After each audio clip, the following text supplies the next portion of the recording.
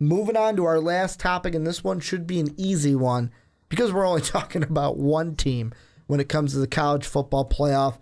Oklahoma. They're a team last year, snuck their way right into the 4th spot. And with a win next week over the Cowboys of Oklahoma State, Brandon, they could be back at it again with the White Vans and be undefeated in the Big 12 for the second year in a row and number 4 in the college football playoff. Yeah, I think that's a big thing for Oklahoma. I think that they get that win next week, that would be huge. And I think that, I really do think that if they could do that, then they could very much position themselves to be primed for a playoff spot. And I know in the last segment, we and you went all around the different scenarios, up and down. What could happen? This could happen. This could happen. This, 2 teams from the Big Ten could get in. No teams from the Big Ten could get in. Blah, blah, blah, blah, blah, blah, blah. But I just was like, wow. But if Oklahoma can win out, they will be a perfect 9-0 in the conference, 10-2 overall. But it's like they won the Big 12 again. Mm-hmm. And I think that even though there's no conference title game, they still have spoken volumes and made a case for themselves as to, hey, look at us. We are good yet again. 2 losses early in the first 3 weeks. 2 losses in the first 3 weeks. They got their crap together. But they were quality losses. And today, I'm gonna talk a little bit and explain something. I want you to, if you don't already, Brandon, I want you to pull up that graphic that you tweeted at us earlier today, because I want you to read that for everyone. But earlier today, before we recorded the podcast, we were getting into it, a little college football discussion on the Twitters, and I got to give a shout out to a loyal fan of Most Valuable Podcast and one of our patrons on Patreon, Trevor Kinney from, I want to say he lives in Ohio, although he is a Louisville fan. That's why I thought he was always in Kentucky. So, hey, Trevor, how's it going? But we were getting into a college football discussion with myself, you, Sean, Trevor, Rocky Jack, the Wisconsin fan, butted in from time to time. And the big thing with that Oklahoma that my thoughts are at is if Oklahoma wants to get in, they need to win against the Cowboys next week, because it's one of those things where it doesn't matter that you have a title game or don't have a title game. A conference championship is a conference championship. And here's the exact tweet that I said. I said, if OU wins out, then they'd have a real conference champ. They'd be undefeated in Big 12 play. And that's something that I think would help them. Plus, I said also true, because that might knock Ohio State down a bit in the quality loss department. That was talking about the Michigan-Ohio State game. If Ohio State wins and Oklahoma wins next week, that just helps them better, because that Ohio State loss looks even better. Like, hey, we lost, but that was the second best team in the country we lost to. Don't knock us for that.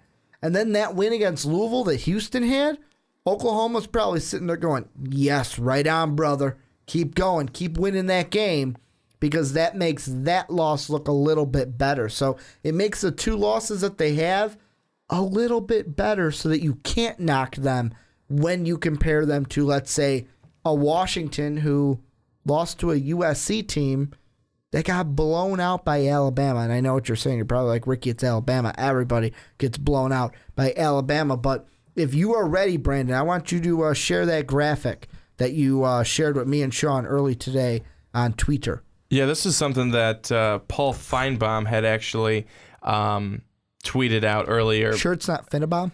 Yeah, no, I'm pretty sure it's not anymore.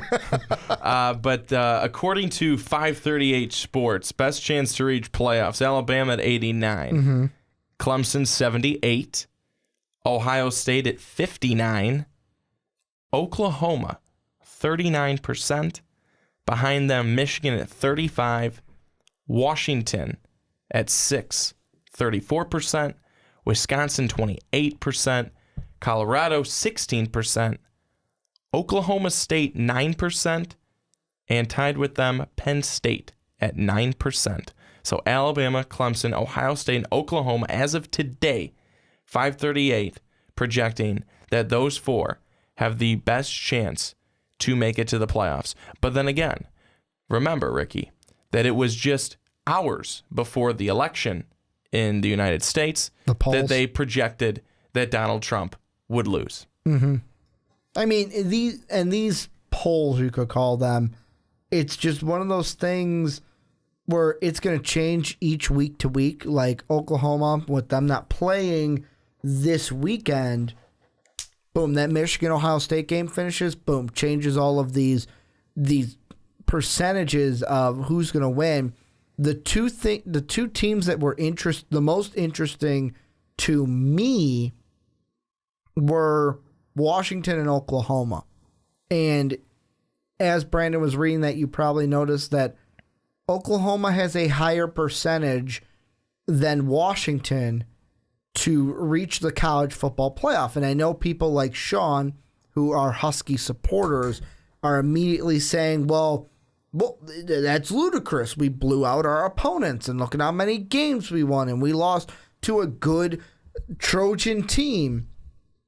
It's like I said it was a week or maybe 2 weeks ago on this same program, Brandon. I said it, and it's going to come back to bite the Huskies right in the rear end. You didn't play tough enough opponents. You didn't. You look at the non-conference for the Huskies: Rutgers, Idaho, and Portland State. Really? Really? That's who you played? Then in your conference, you played number 7 Stanford. Where have they been lately? 17 Utah. That's a good one. I'll give you that. They were a good opponent. You lost to USC, and yes, USC is rising right now, and you still have to play a Washington State team, even though I think it would have helped Washington better if Washington State would have beaten Colorado, because they would have been ranked higher for this one. But then you still might have to play Colorado in the Pac-12 title game. Whereas I look at Oklahoma, they played 15 Houston, they lost by 10. They played number 3 at the time, Ohio State, got blown out, but that's a good Ohio State team, so you could take that. TCU 21.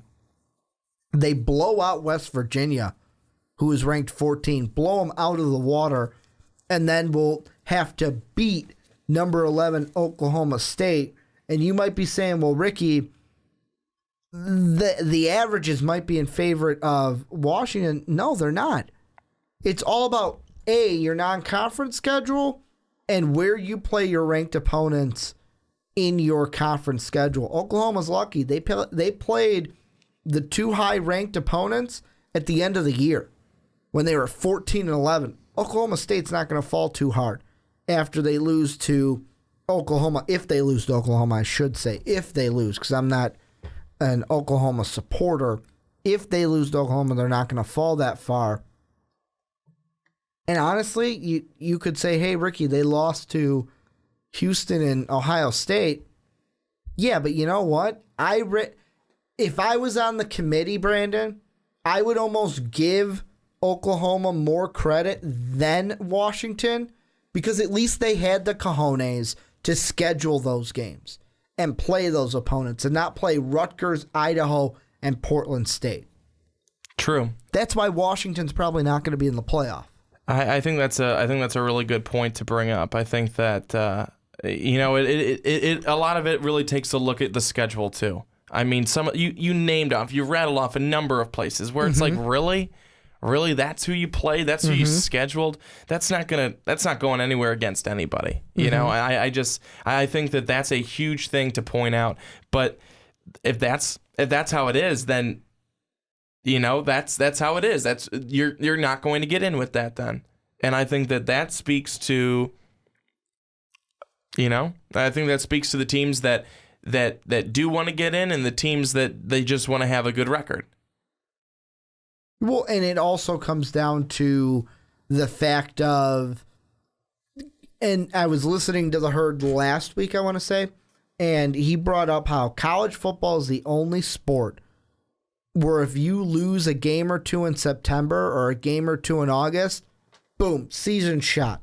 Not making it to the playoffs, where you could have a craptastic year in non-conference and college basketball, win your conference, and you're in March Madness.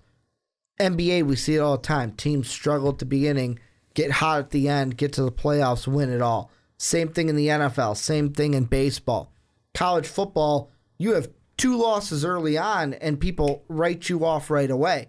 You're done, no playoff for you. But the one thing I wanted to add, and I mean, one of them is kind of biased because their conference is loaded with high-level ranked teams, but the non-conference games, like look at Alabama. They went out and played ranked USC game 1 on a neutral field. Didn't even play them at home. On a neutral field, went out and played them.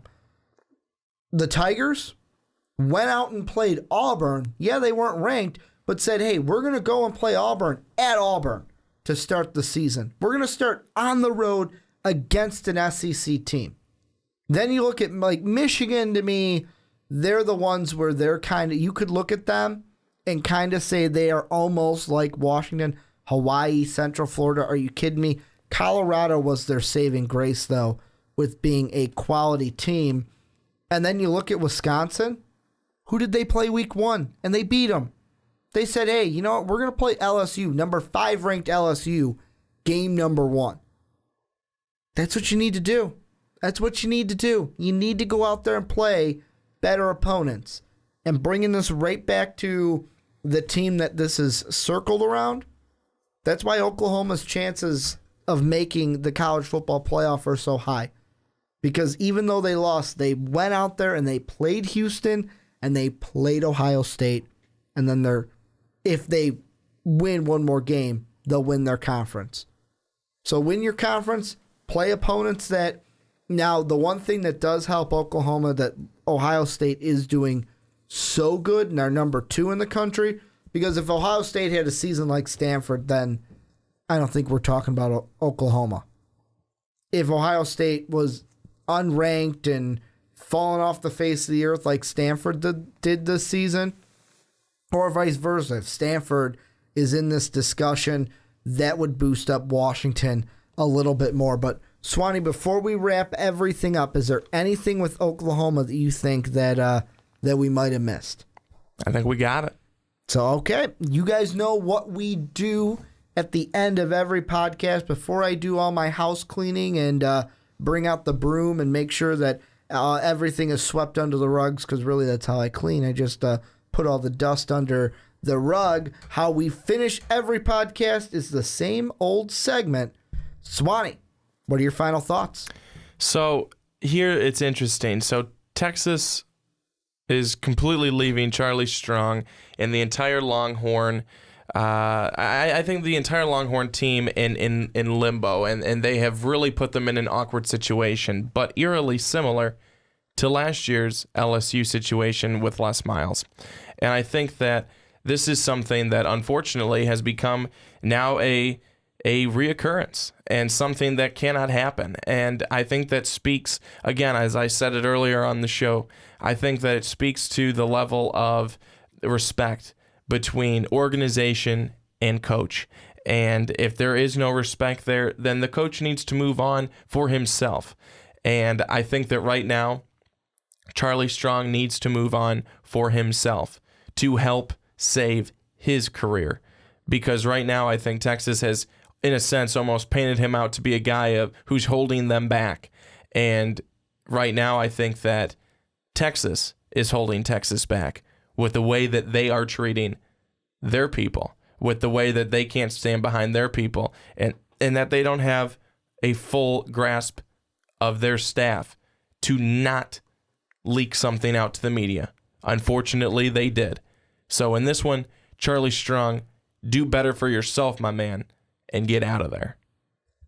Well, that's going to do it for the Primetime Podcast this week. Let us know what you thought about anything. Our first topic and kind of Swanee's final thoughts, the whole Charlie Strong situation with Texas. What do you think about the Michigan-Ohio State game coming up this weekend? And then also Oklahoma and their playoff chances and really how that kind of goes against with Washington, because those two teams are going to be fighting for that college football playoff spot. But that's going to do it for the Primetime Podcast. If you have not already, hit that follow button on Blog Talk Radio, hit that like and subscribe button on YouTube. Also, go ahead and check out our Patreon at patreon.com/mostvaluablepodcast. Just another way for you guys to help support the channel, to make sure that we can do cooler and better things for you guys. We love all of our patrons, and this is the part of the podcast where I also thank all of our patrons and their support each and every month to make sure that we can keep doing this cool stuff for you. I want to thank you guys all one more time for listening this week. And as always, have a good day, everybody. Thank you for listening to this MVP podcast. Follow us on Twitter at Most Valuable Pod for more great podcasts.